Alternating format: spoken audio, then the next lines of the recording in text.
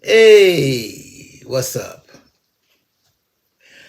Now that I'm old and gray and retired, I was thinking about what do I do now?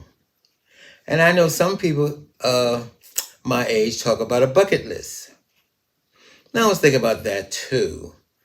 But when I did think about a bucket list, I thought about the time when I wanted to be a porn star when I grow up.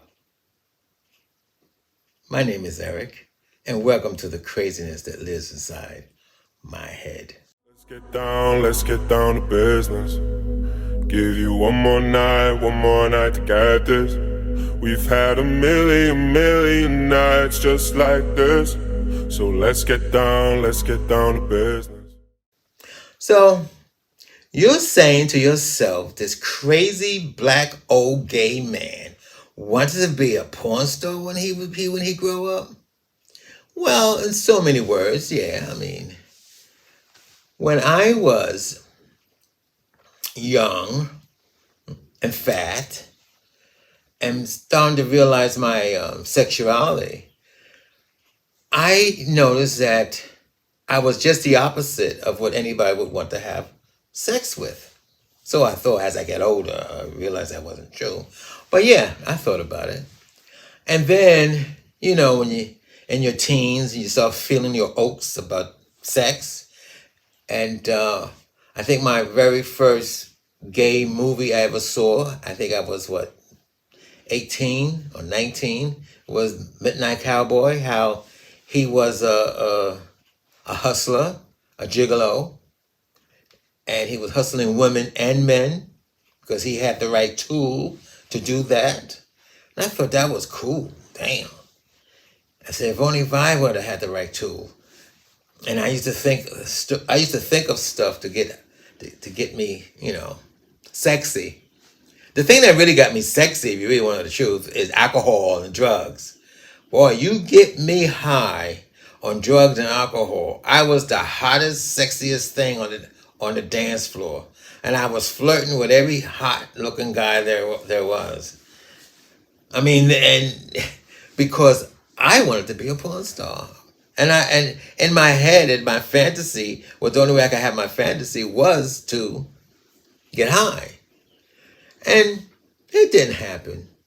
I tried. I tried.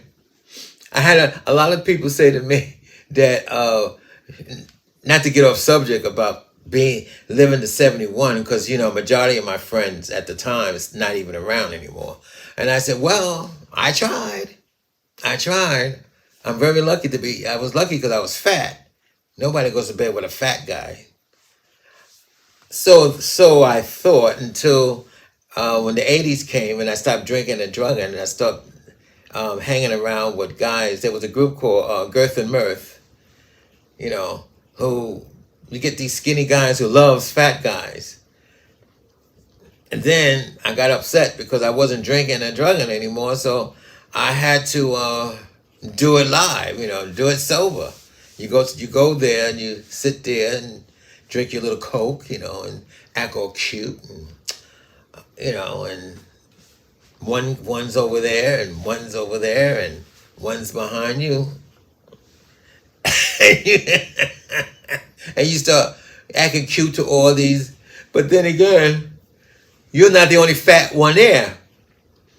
There's a lot of fat guys there looking for the same thing you're looking for.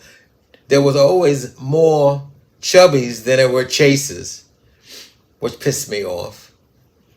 Anyway, I'm going to be honest with you. I told you I gained and lost so many hundreds of pounds. Well, one of the things that got me to lose weight back in the 80s when I stopped drinking, drugging, I went to OA, meaning stopped eating. I bought a bike, rode my bike everywhere, and the weight, I lost over 130 pounds. And because I was thinking, well, if I lose all this weight, I'd be so sexy. I can walk down Christopher Street and they'd be whistling at me.